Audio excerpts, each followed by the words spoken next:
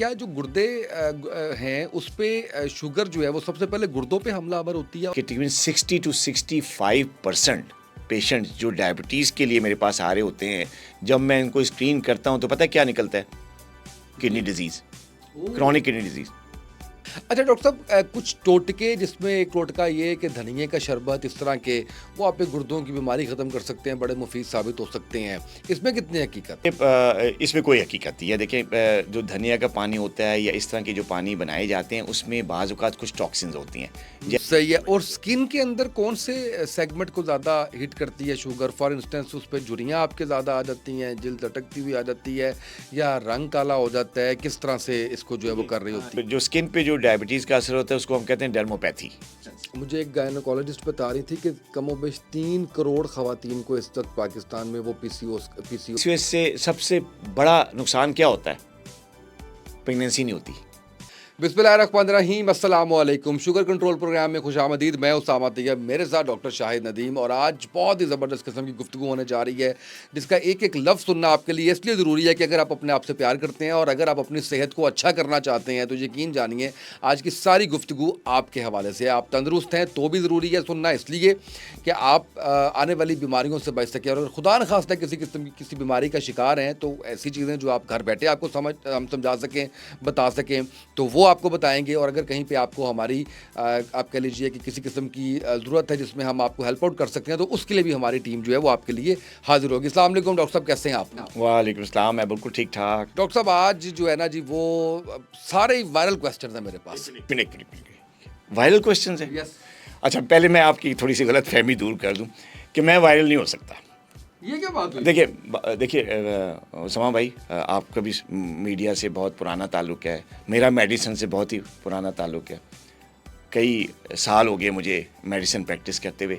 तो एक बात जो मेरे जो हकीकत है वो ये कि मेरे अंदर नेगेटिविटी नहीं है। I am a positive person, ठीक है ना। तो नेगेटिविटी वायरल होती है ना, कोई नेगेटिव कंटेंट होगा मेरी बात में तो वो वायरल होने का चांस, एक तो पहले ये। दूसरा, वायरल होने के लिए ज़रूरी होता है कि आप हकीकत से हट के बात करें, जो सच हो वो ना हो बल्कि कुछ और ही हो, मैनिपुलेट हो। मसलन 2 और 2 4 होते हैं, लेकिन अगर कोई मैं कहूँगा 2 या 2 4 तो शायद 2 4 लोग सुन लेंगे जिनको ज़रूरत है। लेकिन कोई यहाँ आके बैठ के कहे नहीं 2 2 4 नहीं होते, 2 और 2 तो 22 होते हैं, ये वायरल करके पूरी फिर कहानी बना के बताए तो वो फिर वायरल हो जाएगा।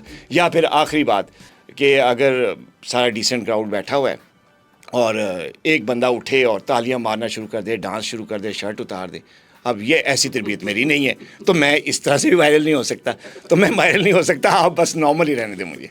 अच्छा, बड़ा आपने वैसे इंटरेस्टिंग जो है ना वो सारा कुछ कहा और बड़ा हकीकत पे मबनी आपने बात की। अनफॉर्चुनेटली हमारे यहाँ पे जो है वो इस वक्त ये ट्रेंड चल निकला है। जितनी आपने बातें की हैं वो बिल्कुल जो है वो ठीक की हैं।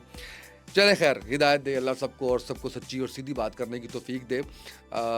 वायरल एक मैं थोड़ा सा इसमें मैं भी एडिशन करना चाहूँगा। एक होता है कि जो व्यूअरशिप, ठीक है, और एक होता है वायरल मैं कहता हूँ कि टॉक ऑफ द टाउन आप बन जाएं, हर कोई उसको डिस्कस कर रहा हो। तो 2 तरह के आप कह सकते हैं कि वायरल कंटेंट। तो जितना लोग आपको सुनते हैं अपनी फील्ड में तो आप नंबर 1 पे हैं। मैंने सारा वो तहकीक की है, सारा मैंने देखा है। और इसके अलावा भी आप पाकिस्तान में आप कह लीजिए कि सबसे ज़्यादा सुने जाने वाले डॉक्टर तो हैं ही हैं, लेकिन आप उन नोटेबल्स में आते हैं जिनको लोग सुनना पसंद करते हैं। मेरे पास क्योंकि जब हम मैं अपने उस पर चैनल पे आपका पॉडकास्ट करता हूँ तो लाइनें लगी होती हैं, मेरी टीम उसको रिस्पॉन्ड कर करके, तो उससे अंदाज़ा हो जाता है। लेकिन एनीवेज चले, मैं शुरू करता हूँ अपने सवालों से। और उसमें आज थोड़ा हमने गुर्दे के ऊपर बात करनी है, और उसमें हमने जो सबसे पहले आपसे जानना है वो ये है कि जो शुगर है वो क्या गुर्दे को तबाह कर रही होती है और हमें पता भी नहीं चल रहा होता, खामोशी से ही अमल हो रहा होता है, या कोई इम्पैक्ट नहीं आता गुर्दे पे शुगर का? देखिए, आजकल वाकई ये बहुत ही हॉट इशू है, और क्लिनिक पे रोज़ाना की बुनियाद पे मैं अगर बात करूं तो मेरे पर डायबिटीज़ के पेशेंट आते हैं और लाइन लगी होती है।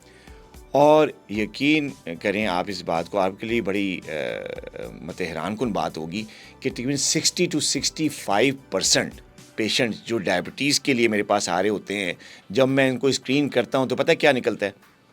Kidney disease, chronic kidney disease, गुर्दे की किसी न किसी स्टेज पर सीकेडी मौजूद होता है। वजह शुगर ही? शुगर ही तो शुगर जो है ना, डायबिटीज़ किडनी ख़राब करने वाली, मैं कहता हूँ टॉप्स मोस्ट वजह है। और इसीलिए कहा जाता है कि शुगर के पेशेंट को यूरिन बार बार आ रहा होता है। देखिए, यूरिन बार बार आने की कई और वजूहत भी हो सकती हैं। जैसे पानी अगर कोई ज़्यादा पीता है तो उसको यूरिन बार बार आएगा, किसी को कोई इन्फेक्शन हो गई है यूरिनरी ट्रैक्ट की, यूटीआई जिसे कहते हैं, उसको यूरिन बार बार आएगा, या कोई ओवर हाइड्रेटेड है तो फिर यूरिन बार आएगा। एंजाइटी वाले पेशेंट जिनको कोई टेंशन होती है, तो आपने देखा होगा जब आपको परेशानी हो ना, तो बंदा थोड़ा सा या तो वॉक करना शुरू हो जाता है या वॉशरूम जाना शुरू हो जाता है, तो उसमें एंजाइटी में भी यूरिन बार बार आएगा। लेकिन ये मतलब ये नहीं कि अगर किसी को यूरिन बार बार आ रहा है तो उसके गुर्दे ख़राब हो गए, लेकिन एक सिम्टम हो सकता है पॉलीयूरिया जिसे कहते हैं, बार बार यूरिन आएगा, लेकिन ये नहीं कि बार बार यूरिन आने का मतलब ये है कि आपका गुर्दे खराब हो रहे हैं। समझ रहा हूँ। और ये बताइएगा कि क्या हर शुगर का पेशेंट बिलाखिर उसको डायलिसिस पे आना पड़ता है? नहीं, ये यहाँ पे अब ये स्टेटमेंट बड़ी ब्लंट सी स्टेटमेंट है, बड़ा मिस्टर बड़ा आपने शार्प सा पकड़ा हुआ है। ऐसा नहीं है, हर डायबिटिक पेशेंट को डायलिसिस पे नहीं आना पड़ता, लेकिन डायलिसिस पे आने वाले जो पेशेंट्स की अगर हम मगर 100 पेशेंट्स की अगर बात करें कि 100 मरीज़ अगर हर साल डायलिसिस पे आ रहे हैं, एक मिसाल के तौर पे ना, तो तकरीबन कोई 90 जो लोग हैं वो डायबिटीज़ की वजह से डायलिसिस पे आ रहे होते हैं। 10% सिर्फ ऐसे लोग हैं जो कि किसी और वजह से, कोई और किडनी प्रॉब्लम हो गया, कोई और किडनी इंजरी होगी तो उसकी वजह से डायलिसिस पे आ रहे होते हैं। यानी 90% जो डायलिसिस वाले पेशेंट्स हैं उनमें वजह जो है वो डायबिटीज़ ही होती है। बिल्कुल सही है। अच्छा, क्योंकि इस फील्ड के अंदर ना क्वैक्स भी हैं और हर तरह के लोग जो है वो इसमें मौजूद हैं, तो मैं इसलिए ब्लंट क्वेश्चन आपको शायद लगते हैं कि लोग ये पूछ रहे होते हैं, क्योंकि जो उनको समझाने बताने वाले हैं, जो वो भी समझ आए, तो बहुत सी चीज़ें हमारी आगाही के लिए भी जो है वो होती हैं। अच्छा, एक मुझे चीज़ और बताइएगा कि क्या जो गुर्दे हैं उस पर शुगर जो है वो सबसे पहले गुर्दों पर हमलावर होती है, और अगर यस तो क्यों? नहीं, देखिए, ये एक आम सी स्टेटमेंट है कि जी क्या शुगर जो है सबसे ज़्यादा या सबसे पहले अगर जिससे में हुई है शुगर तो सबसे पहले क्या गुर्दों पे हमला आवर होती है? ऐसा नहीं है। देखिए, एक ये क्रॉनिक प्रॉब्लम है ना, आपको पता है एक दफ़ा शुगर होगी तो वो चलती है, तो जैसे जैसे टाइम गुजरता है सबसे पहला जो शिकार होता है जो हाई शुगर लेवल्स का, जिसको हम हाइपरग्लाइसीमिया कहते हैं, ब्लड में जब शुगर बढ़ती है तो ब्लड से गुजर रही है ना, ठीक है। तो सबसे पहला निशाना शुगर हाई होने का या अनकंट्रोल्ड डायबिटीज़ का वो ब्लड वेसल्स ही हैं, शरेयाने, जहाँ पे ये खून में जो ग्लूकोज गुजर रही है ना जिस रास्ते से, पहले उस रास्ते को ख़राब करती है, यानी ब्लड वेसल्स को सबसे पहले खराबी होती है। उसके बाद जाकर ब्लड वेसल्स जहाँ जहाँ जाती हैं, आंखों में जाती हैं रेटिनोपैथी, गुर्दे में जाती हैं नेफ्रोपैथी जिसका जिक्र हम कर रहे हैं, मैं समझ रहा हूँ, और टांगों में जाती हैं पेरिफेरल वैस्कुलर डिजीज़, हार्ट में जाती हैं हार्ट फेलियर या इस्कीमिक हार्ट डिजीज़। तो ये ब्लड वेसल्स हैं जो कि डैमेज हो रही होती हैं, ये सबसे पहला शिकार होती हैं शुगर की, ब्लड वेसल जिसको हम शरेयाने कहते हैं। फिर इसमें दो तरह की शरेयाने होती हैं, एक होती हैं छोटी शरेयाने, उनको कहते हैं माइक्रो वेसल्स, एक होती है बड़ी साइज़ वाली शरेयाने जैसे एओर्टा है या इस तरह, उनको कहते हैं मैक्रो वेसल्स। अब कॉम्प्लिकेशन डायबिटीज़ की दो तरह से ग्रेड की जाती हैं इन्हीं वेसल्स की वजह से। जो बड़ी शरेयानें डिस्टर्ब होती हैं, कॉम्प्लिकेशन आती है, उसको कहते हैं मैक्रोवैस्कुलर कॉम्प्लिकेशन, और जो छोटी शरेयानें जो कि जिसमें गुर्दे भी ख़राब हो रहे होते हैं उनको कहते हैं माइक्रोवैस्कुलर कॉम्प्लिकेशन। तो डायबिटीज़ का सबसे पहला शिकार वेसल्स होती हैं। बिल्कुल सही, बिल्कुल सही। अच्छा, क्या सिर्फ हम शुगर कंट्रोल करके गुर्दों की बीमारी से बच सकते हैं? देखिए, इसमें अब ये ज़रा ब्रॉड सी स्टेटमेंट है, ऐसा नहीं है कि हम सिर्फ शुगर कंट्रोल करें और गुर्दों की बीमारी से बच सकें, इसके साथ और चीज़ें भी हैं। शुगर के साथ सबसे ज़्यादा जो ज़रूरी चीज़ है अगर गुर्दे की बीमारी से आपने बचना है कंट्रोल करने के लिए, वो है ब्लड प्रेशर। लोग यहाँ पे मार खाते हैं और वो क्या करते हैं, वो कहते हैं जी हमने शुगर कंट्रोल कर लेते हैं हमारे गुर्दे सेव हो जाएंगे, लेकिन बीपी से वो आंखें बंद कर लेते हैं। क्या करते हैं, मेरे पास कई पेशेंट्स आते हैं क्लिनिक पे, तो मैंने उनको दवाइयाँ दी होती हैं, फॉलो अप विजिट्स पे आते हैं, शुगर कंट्रोल करके आते हैं, मैं बड़ा खुश होता हूँ। तो मैं उनसे पूछता हूँ कि यार मैंने ये बीपी की दवाई भी दी थी, ये तो आप ले रहे हैं ना? कहते नहीं। तो मैंने कहा क्या हुआ? कहते जी, और अक्सर का 80% लोगों का ये जवाब होता है कि डॉक्टर साहब आपने दी थी, महीना खाई थी, बीपी ठीक हो गया था तो हमने छोड़ दी, तो शुगर तो हम की दवाई तो हम ले रहे हैं तो वो तो कंट्रोल है। यहाँ पे लोगों की में गलती है, जो कि अगर एक दफ़ा आपको किसी मालिज ने बीपी की दवाई दे दिया, आप डायग्नोज हो गए एज हाइपरटेंसिव, तो you have to take that medicine long time for lifetime, जैसे डायबिटीज़ का है। क्योंकि ये दोनों अगर मिल जाते हैं ना, कि अगर शुगर भी है आपको और ब्लड प्रेशर की बीमारी भी है, और एक चीज़ बेशक कंट्रोल कर लिए, दूसरी चीज़ कंट्रोल नहीं की, ब्लड प्रेशर, तो फिर आपके गुर्दे ने ख़राब होना ही होना है, आज नहीं तो कल आपने क्रॉनिक किडनी डिजीज़ को फेस करना ही करना है। तो लिहाजा आपको जब शुगर कंट्रोल करनी है तो उसके साथ आपको ब्लड प्रेशर ज़रूर कंट्रोल करना है। चलिए अब मैं ज़ाती एग्जांपल दे देता हूँ नाज़रीन। मैं जब मुझे जब हाइपरटेंशन इसका ब्लड प्रेशर का हुआ तो डॉक्टर साहब ने मुझे एक टैबलेट तजवीज़ की। उसके बाद मैंने तो खैर ये रिस्क नहीं लिया छोड़ने का, लेकिन एक सवाल मैं इस हवाले से आपसे ज़रूर पूछना चाहूँगा। आपने उस वक्त मेरे से हिस्ट्री पूछी और आपने मुझे ये पूछा कि उसामा मुझे ये बताओ कि तुम इससे पहले कोई टैबलेट लेते हो? तो मैंने कहा हाँ, 5-6-10 दिन बाद जब मुझे कभी ब्लड प्रेशर हाई होता है तो मैं कोई टैबलेट लेता हूँ। तो आपने कहा ये सबसे ज़्यादा ख़तरनाक है। ऐसा क्यों कहा आपने कि ये बहुत ज़्यादा कि ये जब आपको ब्लड प्रेशर की टैबलेट शुरू होती है ना, और अगर आप को डायग्नोज हो गया है और फिर आपने एक दफ़ा दवाई ली तो फिर आपने छोड़ दी, इसको it will cause you fluctuations, it will cause fluctuations of blood pressure.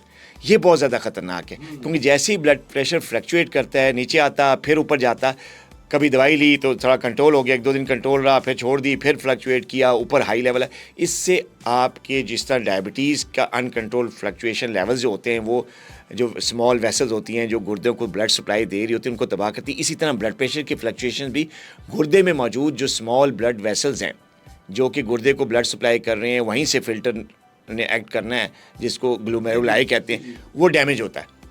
जब वहाँ डैमेज होता है तो फिर आपका फ़िल्टर लीक हो जाता है, और लीकी फ़िल्टर से वे प्रोटीन निकलती है।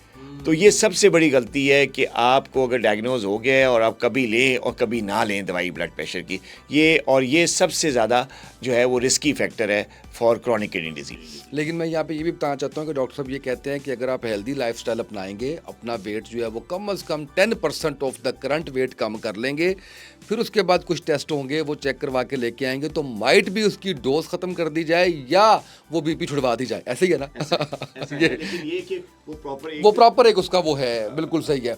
अब एक बड़ा आम फहम सवाल जिसकी वजह से मैं भी ब्लड प्रेशर की गोली जो है वो अवॉइड करता था, कि आप अगर टैबलेट लेते हैं कोई भी, और ख़ासकर अगर आप ब्लड प्रेशर की लेते हैं, तो वो आपके गुर्दों को ख़राब करती है। अच्छा, ये बहुत बड़ी गलतफहमी है, और ये डायबिटीज़ के मतलब भी है कि जी गुर्दे की दवाई जो है वो मतलब ये शुगर की दवाई गुर्दे ख़राब करती है। इसी तरह लोग कहते हैं कि जी ये जो ब्लड प्रेशर की दवाई ये गुर्दे ख़राब करती है। ये कोई भी दवाई कहते हैं कि वो आपके गुर्दे नहीं, देखिए जो पेन किलर्स होते हैं ना, खासतौर पे NSAIDs, non steroidal anti inflammatory drugs जो होती हैं, जिनको एनसेड्स कहते हैं, जैसे ब्रोफेन हो गई, ये इस तरह की पेन किलर, ये गुर्दे ख़राब करते हैं, नो डाउट बात। इसी तरह कुछ और एंटीबायोटिक्स हैं, बड़ी अच्छी एंटीबायोटिक्स हैं, ब्रॉड स्पेक्ट्रम एंटीबायोटिक्स हैं, वो भी गुर्दे ख़राब करती हैं। लेकिन शुगर की दवा के हवाले से जो बात मशहूर है, या ब्लड प्रेशर की मेडिकेशन के हवाले से जो ये बात मशहूर है कि जी गुर्दे ख़राब करती है, इसमें हकीकत नहीं है, बल्कि ये चीज़ गलतफहमी फैलाई जाती है, और इस फैलाई जाने की वजह से क्रॉनिक किडनी डिजीज़ ज़्यादा केसेस बढ़ रहे हैं कि लोगों को दवाई मिली डॉक्टर की तरफ से ब्लड प्रेशर की, किसी फैमिली वाले ने या किसी वीडियो ने या किसी सोशल मीडिया के किसी प्लेटफॉर्म ने उनको बताया ना करना यार, गुर्दे ख़राब हो जाते हैं, ब्लड प्रेशर की दवाई छोड़ दी, शुगर की दवाई छोड़ दी। क्या हुआ कि गुर्दे ख़राब होने शुरू हो गए। तो बेसिकली दवा जो है बीपी की या शुगर की, वो गुर्दे ख़राब नहीं करती, बेसिकली डायबिटीज़ और ब्लड प्रेशर ये गुर्दे ख़राब करता है। तो इस हकीकत को लोगों को समझना चाहिए कि अगर आपको गुर्दे ठीक रखने हैं और इसकी बीमारी से बचना है, तो दवा से नहीं, हाई ब्लड प्रेशर से और डायबिटीज़ से बचें।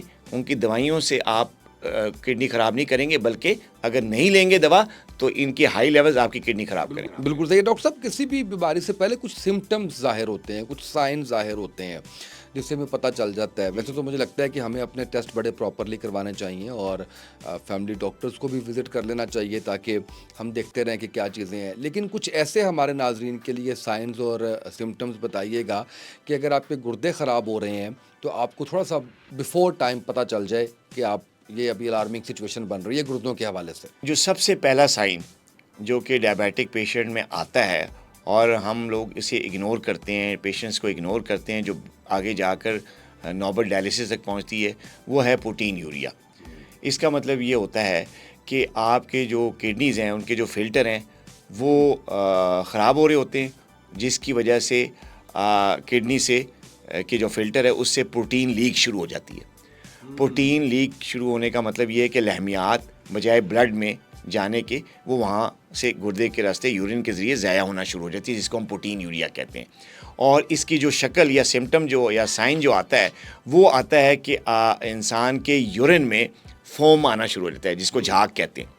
और ये झाग आम झाग से डिफरेंट होती है। और डिफरेंस क्या होता है कि जो ये प्रोटीन यूरिया की जो फोमी यूरिन है या झाग जो होती है जो यूरिन में आती है, जो लोग ऑब्जर्व करते हैं अपने पेशाब पे, वो बहुत देर तक कायम रहती है फ्लश पानी के ऊपर, जो फ़ौरन ख़त्म नहीं होती। जो आम झाग होती है, जो कि डिजीज़ नहीं, एक आम झाग होती है, वो फ़ौरन थोड़ी देर में 1-2 मिनट में वो झाग ख़त्म हो जाती है, डिज़ोल्व हो जाती है पानी में।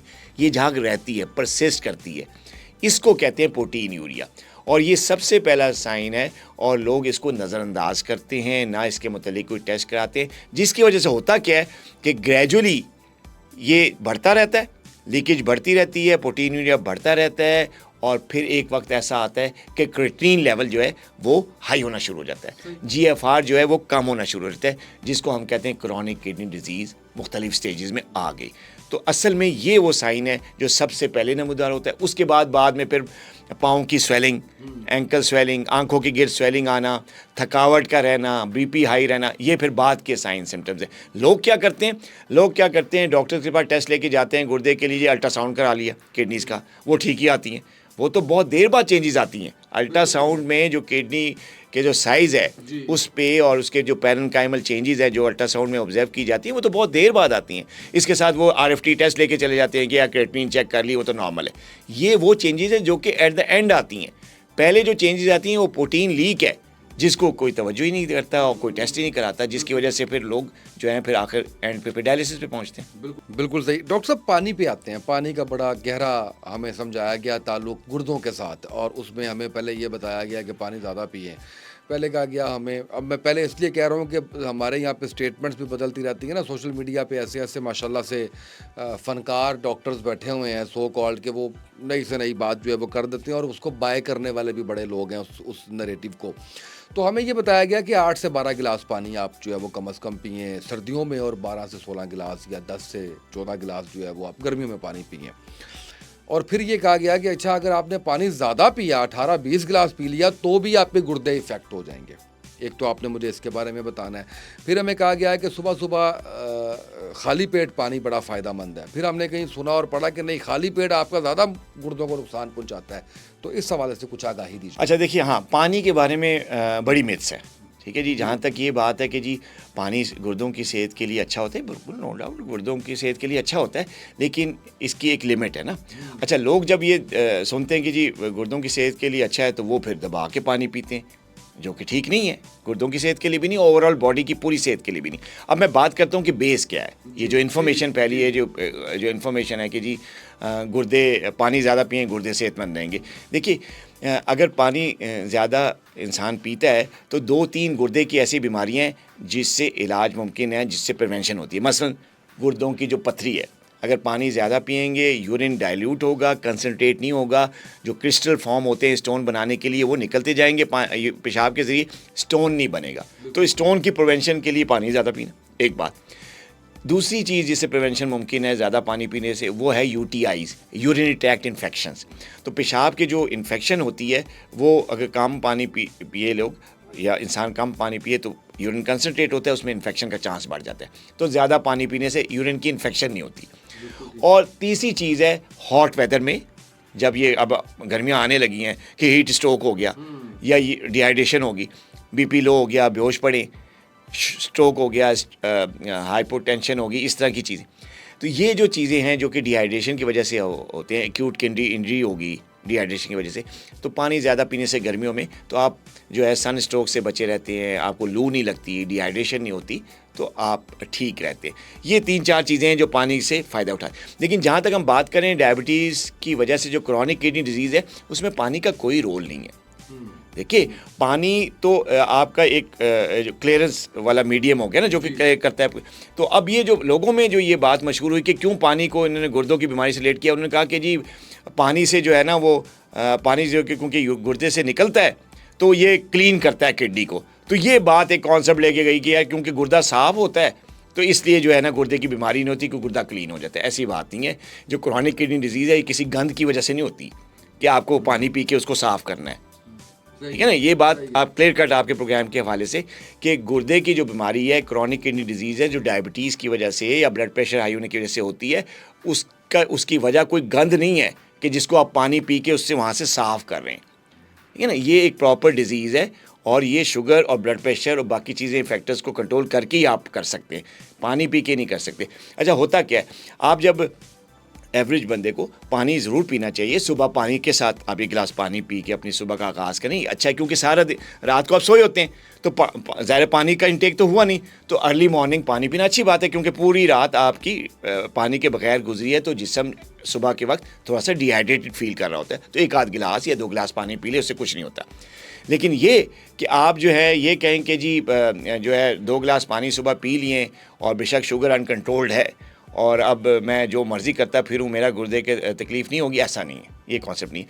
अच्छा अब बात करते हैं कि ज़्यादा पानी। अब जो ज़्यादा पानी है, देखिए जब ज़्यादा पानी इंसान पीता है, जैसे आपने कहा कि को कहते हैं 18-20 गिलास पी लो तो गुर्दे का, बात ठीक है कि जब इतना ज़्यादा पानी पिएंगे तो आप अपनी बॉडी को ओवर हाइड्रेट कर रहे हैं। ओवर हाइड्रेट जब जिस्म होता है तो ज़ाहिर है उसमें कई ऐसी चीज़ें हैं जैसे हार्ट की बीमारियां हैं, किसी में किडनी की प्रॉब्लम है, किसी के लिवर का प्रॉब्लम है।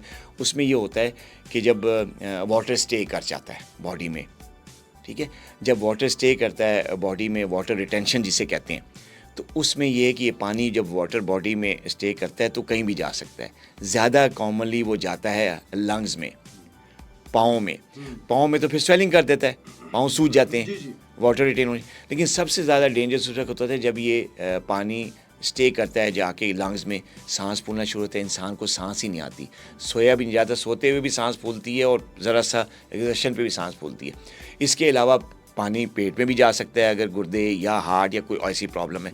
तो लिहाजा आपको एक चीज़ पे इतना ज़्यादा जो है ना ओवर नहीं एम्फसाइज़ करना चाहिए कि पानी ही पीना है आपने।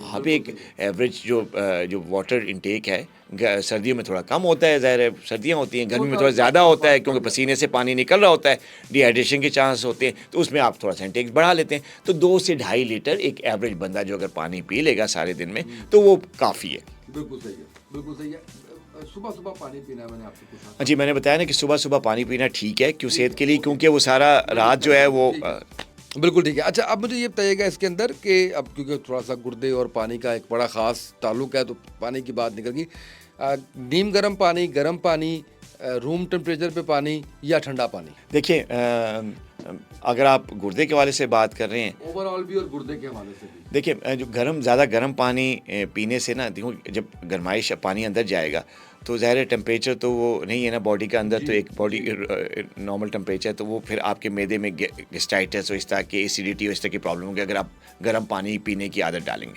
इसी तरह ज़्यादा ठंडा पानी जो है उस पीने से फिर कई लोगों को आप पता है एलर्जी होती है, गले ख़राब होते हैं, साइनोसाइटिस होता है, तो ज़्यादा ठंडी चीज़ पीने से भी गला जो है ना एकदम बैठ सकता है, ख़ासतौर पर थोड़े ठंडे मौसम में, ठीक है। तो ये दोनों एक्सट्रीम्स नहीं ठीक नहीं है। नीम गर्म या रूम टेम्परेचर वाटर जो सबसे बेस्ट है, इसी में सेहत है।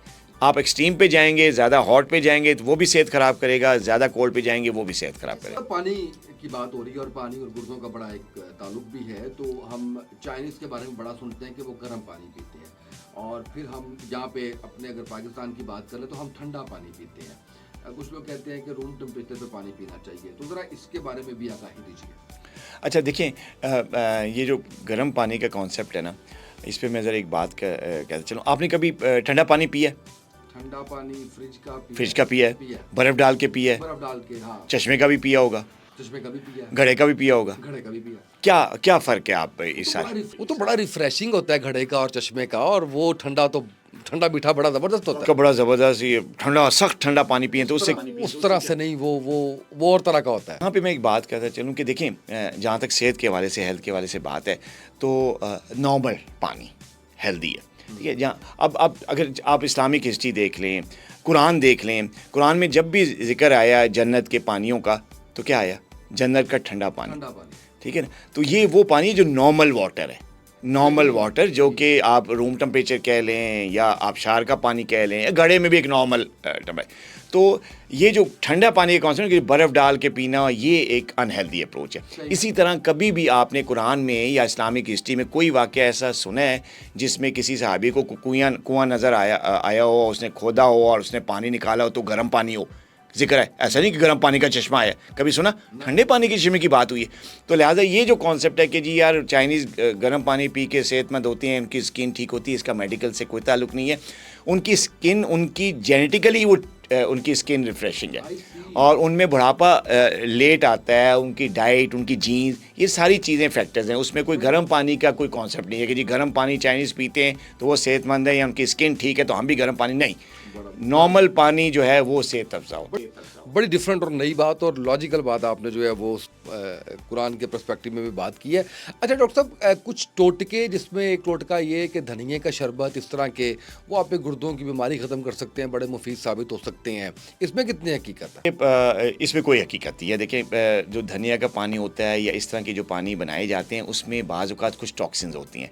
जैसे आप धनिया का पानी ले लें या कोई इस किस्म के, अगर आप किसी ऐसी वेजिटेबल से पानी बनाते हैं जिसका पोटेशियम कंटेंट ज़्यादा है, ठीक है, तो वो फिर गुर्दे के लिए ठीक नहीं होता। उसमें फिर पोटेशियम, क्योंकि गुर्दे के पेशेंट्स को पोटेशियम कम देना होता है, तो अगर आप इस किस्म की सब्ज़ियां जिसमें पोटेशियम कंटेंट ज़्यादा है उसको उबाल कर या उसका पानी मतलब रात को भिगो के रखें और सुबह उसको तैयार करके उसका पानी पियो, कहें कि जी बड़ा गुर्दे के लिए ठीक है, ऐसा कोई बात नहीं। क्योंकि ऐसे चीज़ों के इस्तेमाल से बाज़ औक़ात पोटेशियम, मैग्नीशियम या इसी तरह के जो मिनरल्स हैं उनका जो इलेक्ट्रोलाइट्स जिसे कहते हैं, उनका बैलेंस बॉडी में ख़राब हो जाता है, जिसको गुर्दा कंट्रोल कर रहा होता है। आप किडनीज वीक हैं, आप गुर्दे के मरीज़ हैं, तो इलेक्ट्रोलाइट बैलेंस जो है वो ऑलरेडी कॉम्प्रोमाइज्ड है, ठीक है। तो अगर इस तरह की डाइट आप लेंगे जिसमें किसी भी किस्म का जो मिनरल है उसका, जैसे पोटेशियम है, वो ओवरलोड हो जाएगा, फॉस्फोरस जो है वो ज़्यादा चला जाएगा, तो वो गुर्दे के लिए ख़राबी का बायस है और patient can go into emergency, hyperkalaemia में जा सकता है। तो ये जो चीज़ें हैं ना, ये बिल्कुल इसका कोई मेडिकल साइंस से ताल्लुक़ नहीं है। हाँ,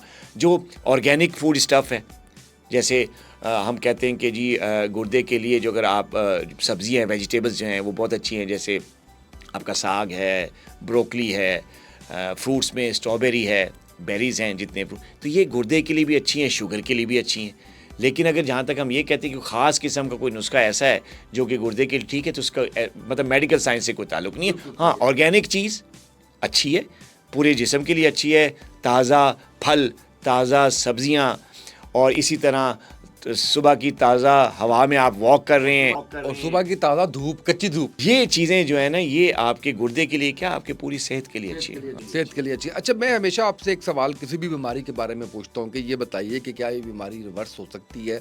तो मैं गुर्दे के बारे में भी पूछना चाहूँगा कि क्या गुर्दे की बीमारी रिवर्स हो सकती है? गुर्दे के जो टेस्ट हैं क्या वो ठीक आ सकते हैं? गुर्दे की बीमारी रिवर्स हो सकती है, गुर्दे के टेस्ट ठीक आ सकते हैं। यहाँ पे जो है ना, जो हॉस्पिटल्स में या आप सोशल मीडिया पे कह लें, कुछ गलत फहमी फैलाई जा रही है और आजकल मैं ज़्यादा सुन रहा हूँ कि अगर आपका क्रिएटिनिन बढ़ गया है, आपका GFR कम हो रहा है, तो ये ठीक नहीं हो सकता, आपको डायलिसिस कराना ही पड़ेगा, आइए आप डायलिसिस करें। ये बहुत ज़्यादा सुनने में आ रहा है। देखिए, जो प्रोटीन यूरिया मैंने बताया, लीकी प्रोटीन, वहाँ से ले के क्रिएटिनिन लेवल हाई तक, GFR नीचे होने तक, सारी चीज़ें जो है ना ये रिवर्सिबल है।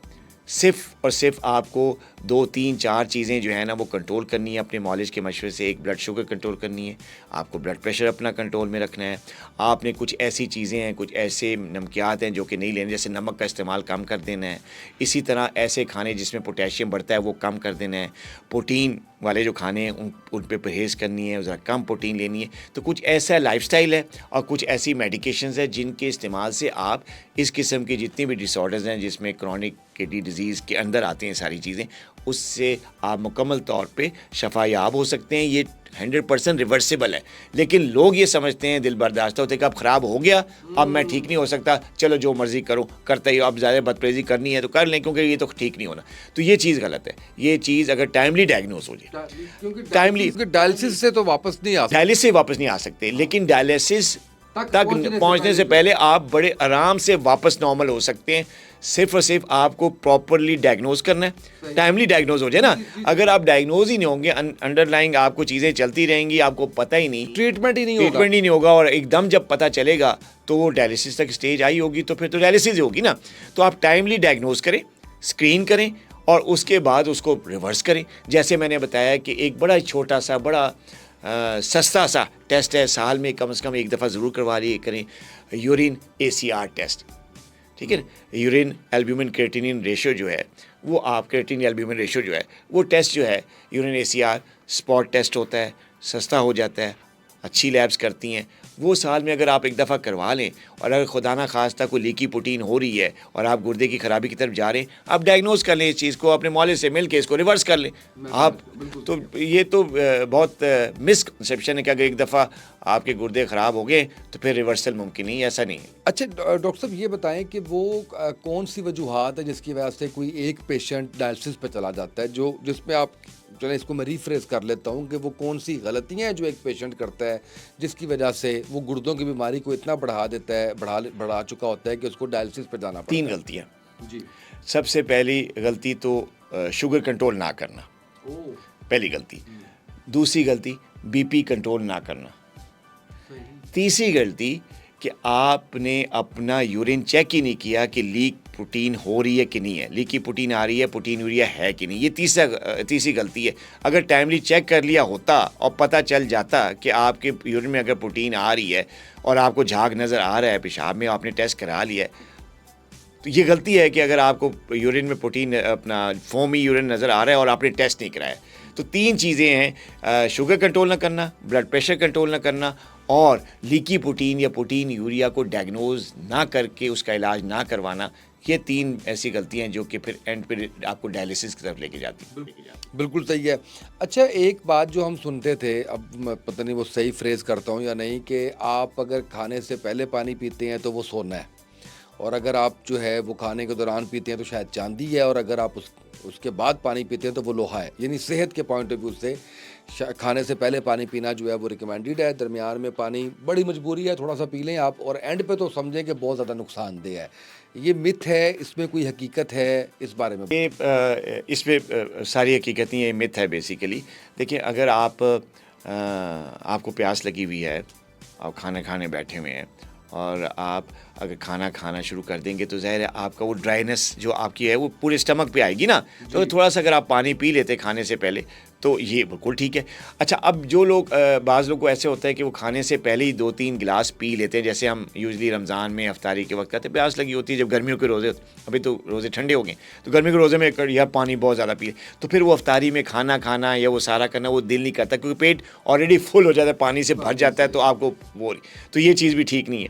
तो दरमियान में आप पानी पी सकते हैं अगर आप खाना खा रहे हैं और साथ साथ जैसे गोश्त वाला खाना है, कढ़ाइयाँ हैं जो हमारे पाकिस्तानी मील है, अगर वो खा रहे हैं तो थोड़ा बहुत ज़ाहिर है वो ड्राई हो जाता है जिस्म, तो उसको प्यास भी लगती है गोश्त खाने से, तो आप थोड़ा बहुत पानी बीच में पी लें। और अगर फ़र्ज़ करें खाना खा के आप पानी पीते हैं तो ये भी अच्छी है। तो ये तीनों चीज़ें, खाने से पहले पानी पीना या दरमियान में पीना या बाद में पीना, इसमें मेडिकली कोई इसमें वो नहीं है। हाँ, क्वांटिटी आपने लिमिट में रखनी है, ये नहीं कि आप एकदम जो है ओवर हाइड्रेट अपने आप को कर लें, तो वो फिर सही नहीं है। बिल्कुल। डायलिसिस के हवाले से तकरीबन मैंने तमाम सवालात आपसे करी, लेकिन कुछ सवालात जो शुगर से, कुछ आपके लाइफस्टाइल, आपके खाने के उससे जो है वो मैं आपसे जानना चाहूँगा, जिसमें एक सबसे आम सवाल सलाद के हवाले से है कि सलाद खाने से पहले खाना चाहिए, खाने के साथ खाना चाहिए या खाने के बाद खाना चाहिए? खाने के बाद तो उसका कोई फ़ायदा नहीं। डायबिटिक के हवाले से बात कर रहा हूँ, शुगर पेशेंट के हवाले से। आम बंदा अगर सलाद बाद में खाता है तो ज़ाहिर है उसको तो कोई चल जाएगा, लेकिन जो यूजली जो गोल्डन रूल है ना, वो ये है कि पहले आप सैलड यानी फाइबर, फिर आप प्रोटीन, फिर कार्ब। अगर मेरी इस बात को अगर डायबिटिक पेशेंट समझ लें और अमल करना शुरू कर दें तो मैं कहता हूँ कि दवाइयों के साथ साथ 50% अपनी शुगर वो कंट्रोल कर लेंगे, स्पाइक्स ही नहीं आएंगी। अच्छा। जो HbA1c को हाई करती है ना, या फास्टिंग या रैंडम शुगर को हाई करती हैं, वो स्पाइक्स ही नहीं आएंगी, क्योंकि उन्होंने ये अपनी रूटीन चेंज कर ली है। तो पहले फाइबर, सैलड, उसके बाद प्रोटीन, गोश्त, दाल या जो इस तरह की चीज़ है जिसमें प्रोटीन है, और तीसरे नंबर पे कार्ब्स ले लें। मैं समझ रहा हूँ। तो ये रूटीन जो है ना, ये शुगर पेशेंट्स के लिए हेल्दी रूटीन है। इससे शुगर भी स्पाइक नहीं करता और HbA1c या दूसरे जो डायबिटीज़ के टेस्ट हैं वो अंडर कंट्रोल रहते हैं। अगर कोई डायबिटिक पेशेंट खाने के साथ ले लेता है फिर भी ठीक है, अगर मिक्स करके सैलड खाने के साथ ले रहा है कार्ब्स के साथ तो वो भी ठीक है, लेकिन बाद में लेना जो है ना वो डायबिटिक पेशेंट्स के लिए ठीक नहीं है। बिल्कुल सही है। डॉक्टर साहब एक बात बताएं कि शुगर की बीमारी जो है वो आपके बालों पे भी असर करती है, आपके बाल भी गिरना शुरू हो जाते बाल गिरना शुरू हो जाते हैं। शुगर की बीमारी बालों पे भी असर करती है, स्किन पे भी असर करती है। और आपको पता है कि बाल जो है स्किन और बाल जो है एक ही ऑर्गन का पार्ट है, तो डेफिनेटली शुगर। हैं? और अगर हम उसको कंट्रोल कर लेते हैं तो हमारे गिरते हुए बाल रुक जाएंगे। रंग भी बालों का जो सफ़ेद होता है इस वजह से कमज़ोर होते हैं तो, और प्लस वो गिरना शुरू होते हैं, हेयर थिनिंग जिसे कहते हैं वो हो जाती है डायबिटीज़ की वजह से। सही है। और स्किन के अंदर कौन से सेगमेंट को ज़्यादा हिट करती है शुगर? फॉर इंस्टेंस उस पर झुर्रियाँ आपके ज़्यादा आ जाती हैं, जल्द अटकती हुई आ जाती है, या रंग काला हो जाता है? किस तरह से इसको जो है वो कर रही होती है? जो स्किन पे जो डायबिटीज़ का असर होता है उसको हम कहते हैं डर्मोपैथी। ये जैसे नेफ्रोपैथी होती है ना, किडनी का होता है डायबिटीज़ की कॉम्प्लिकेशन, इसी तरह जो स्किन है उसको भी तो स्मॉल ब्लड वेसल सप्लाई कर रही होती है ना। तो ज़ाहिर जो स्मॉल ब्लड वेसल जब तंग होती हैं या बीमार होती हैं तो जब जहाँ गुर्दों पे असर कर रही होती हैं वहाँ स्किन पे भी करती हैं, और स्किन पे फिर वो डर्मोपैथी होता है। अब चाहे डर्मोपैथी में जो है ना, पहले तो जो है ना चीज़ें होती हैं कि स्किन बिकम ड्राई, ठीक है, उसके बाद स्किन का कलर चेंज हो सकता है, ब्लैकिश ग्रे कलर के स्पॉट्स आना शुरू हो जाते हैं। जो इस हेयर टांगों पे जो हेयर होते हैं बाल वो गिरना शुरू हो जाते हैं, उनका हेयर लॉस शुरू हो जाता है। प्लस फिर जब ज़्यादा अनकंट्रोल लेवल्स पहुंचते हैं तो फिर सर के बाल गिरना शुरू हो जाते हैं। इसी तरह चेहरे की स्किन पे भी बड़ा बुरा असर होता है डायबिटीज़ अनकंट्रोल। एक तो झुर्रियाँ पड़ना शुरू हो जाती है क्योंकि आपका जो फैट कुशन होता है स्किन के नीचे वो लॉस होना शुरू हो जाता है, क्योंकि वेट लॉस होता है, मसल लॉस होता है शुगर हाई होने से, जिसकी वजह से जब मसल स्किन के नीचे से गायब होना शुरू होगा तो झुर्रियाँ अर्ली आ जाएंगी, बुढ़ापा जल्दी आ जाएगा। तो ये कुछ चीज़ें जो कि शुगर हाई होने की वजह से स्किन पे आती हैं, जिससे बाल भी मुतासर होते हैं, आपके चेहरे की स्किन भी मुतासर होती है, टांगों की स्किन भी मुतासर होती है, और आप जल्दी बूढ़े नज़र आते हैं। आप एज वाइज बूढ़े नहीं हो रहे होते, आप नज़र में जो है बूढ़ा लग रहे होते हैं। और ये कंट्रोल होगी शुगर अगर आपकी तो ये सारी चीज़ें भी अपनी जगह पे वापस आ जाएंगी। It's reversible. बिल्कुल सही है। अच्छा डॉक्टर साहब, मुझे अब एक और बड़ी अहम चीज़ आपसे पूछनी है। एक सवाल भी हमें इस हवाले से आया था और वो ये है कि शुगर हार्मोनल बीमारी है, तो क्या जो मर्दों ख़वातीन के हार्मोन्स हैं इस बीमारी की वजह से वो भी डिस्टर्ब होते हैं? I am talking about male hormones and female hormones. बिल्कुल बड़ा ज़बरदस्त किस्म का क्वेश्चन है। देखें आजकल ना एक जो बहुत बड़ा रिस्क फैक्टर है जिसकी वजह से डायबिटीज़ ख़वातीन में ज़्यादा देखी जा रही है वो है PCOS। नाम सुना होगा, पॉलीसिस्टिक ओवेरियन सिंड्रोम। उसमें क्या होता है, उसमें बेसिकली जो अंडरलाइंग पैथोलॉजी होती है वो होती है इंसुलिन रेजिस्टेंस। मुझे एक गायनोकोलॉजिस्ट बता रही थी कि कमोबेश 3 करोड़ ख़वातीन को इस वक्त पाकिस्तान में वो PCOS का शिकार हैं। PCOS से सबसे बड़ा नुकसान क्या होता है? प्रेगनेंसी नहीं होती, इनफर्टिलिटी। ये सबसे बड़ा नुकसान है जो कि PCOS कर रहा है ख़वातीन में, पाकिस्तानी ख़वातीन में, कि 9-9 साल की शादियाँ हैं, 10-10 साल की शादियाँ, बच्चा कोई नहीं। इन्वेस्टिगेट कराया PCOS है। अच्छा, अब जो एक गलतफहमी PCOS के बारे में ये है कि सिर्फ मोटी ख़वातीन में PCOS है, ऐसा नहीं है। जो लीन पतली स्मार्ट ख़वातीन है उनमें भी PCOS होता है। अच्छा, क्यों होता है? जो पीछे जो बिहाइंड द वॉल जो रीज़न है PCOS की वो है इंसुलिन रेजिस्टेंस। इंसुलिन रेजिस्टेंस क्या करती है कि वो इंसुलिन हार्मोन ज़्यादा बनाती है, यानी आपका जो लबलबा है इंसुलिन रेजिस्टेंस की वजह से ज़्यादा इंसुलिन सिक्रीट करता है। तो जब ज़्यादा इंसुलिन सिक्रीट होती है तो क्या करती है कि वो आपके जो हार्मोन्स है, फीमेल हार्मोन्स, उन पे असरअंदाज करती है, उनके सिक्रीशन को अनबैलेंस करती है। इसके अलावा जो मेल हार्मोन्स हैं, एंड्रोजेनिक हार्मोन्स जो होते हैं, उनको सिक्रीशन ज़्यादा होती है। तो ख़वातीन में एक तो ख़वातीन के जो ज़नाना हार्मोन्स हैं उन पे असरअंदाज होती है, फिर उनमें जो है ना जो मर्दाना टेस्टोस्टेरोन लेवल है वो बढ़ाती है। इसके अलावा जो सेक्स हार्मोन बाइंडिंग प्रोटीन्स होती हैं बॉडी में, उनका असर ख़त्म कर देती है यही ज़्यादा इंसुलिन। अच्छा, क्या होता है फिर जब उनका असर ख़त्म होता है तो वो टेस्टोस्टेरोन से बाइंड नहीं करती, तो जब फ्री टेस्टोस्टेरोन लेवल हाई हो जाता है, जिसमें हम देखो खवातीन के मुंह चेहरे पे बाल आने शुरू हो जाते हैं, एक्नी निकल आती है, वो दाने जो जवानी में बच्चों को निकलते हैं लड़कों को, वो उनके खवातीन के स्किन पे चेहरे पे आना शुरू कर, जिसको एक्नी बोलते हैं।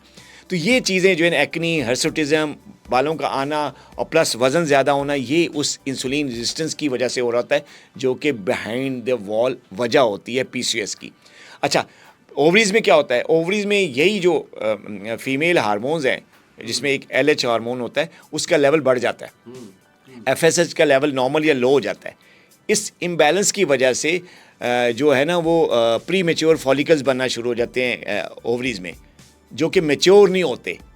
क्या करते हैं? मेच्योर नहीं होते, क्या करते हैं फिर वो फॉलिकल्स बन के ओवरीज़ में सिस्ट बनाना शुरू करते हैं। अच्छा। और इसी फिर इसको कहते हैं पॉलीसिस्टिक।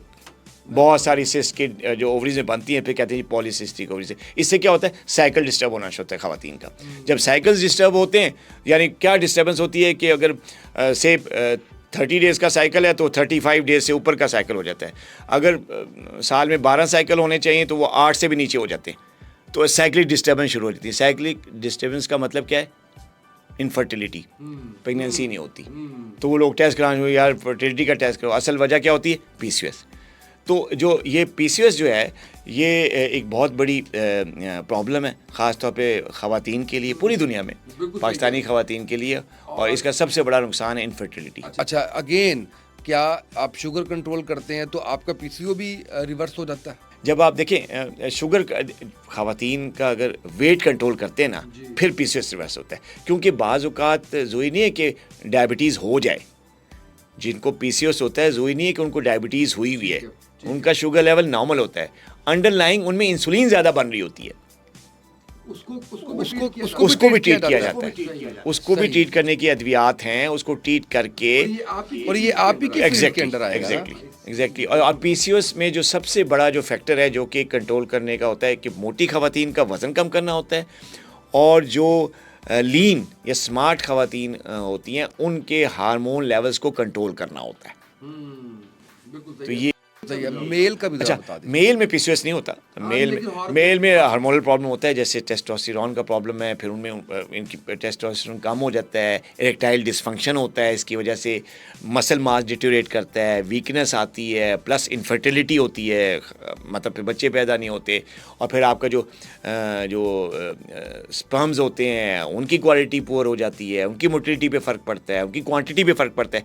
तो ये सारे फ़र्क जो हैं, ये टेस्टोस्टेरोन हार्मोन्स जब डिस्टर्ब होता है इसके लेवल्स, तो वो मर्दों की सेहत पे पड़ते हैं। और अगेन ये सब कुछ भी ठीक हो जाएगा अगर आप अपनी शुगर को मैनेज कर लेते हैं। सब कुछ भी ठीक हो जाएगा अगर आप अपनी डायबिटीज़ को मैनेज कर लेते हैं।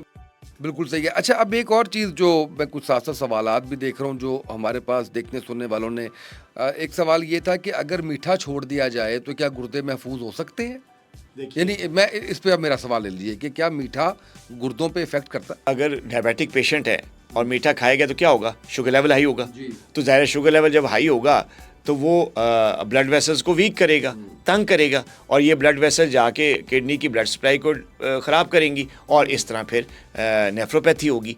तो मीठा कम करने से किडनीज़ की सेहत के लिए तो बहुत अच्छा है, लेकिन सिर्फ मीठा ही कंट्रोल करना नहीं होता। जैसे कि मैंने पहले बताया, 2-3 चीज़ें और भी होती हैं जिसमें आपको कंट्रोल करना होता है। आपको ब्लड प्रेशर भी कंट्रोल करना होता है, आपको जो है अपना जो खाना पीना है, लाइफस्टाइल है, उसको भी कंट्रोल करना है।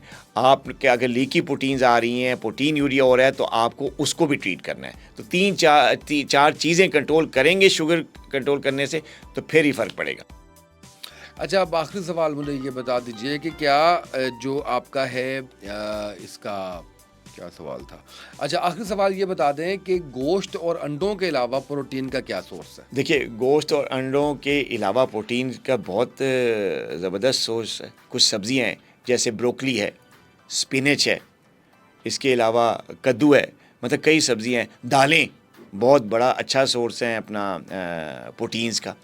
तो गोश्त और अंडे के अलावा भी दालों में भी अच्छी क्वालिटी की प्रोटीन्स पाई जाती है। बीन्स हैं, रेड बीन्स हैं, वाइट बीन्स हैं, इनमें बड़ी अच्छी क्वालिटी की प्रोटीन्स होती हैं। इसके अलावा फ्रूट में गुआवा ऐसा फ्रूट है जिसमें बड़ी अच्छी क्वालिटी के अमाइनो एसिड्स होते हैं।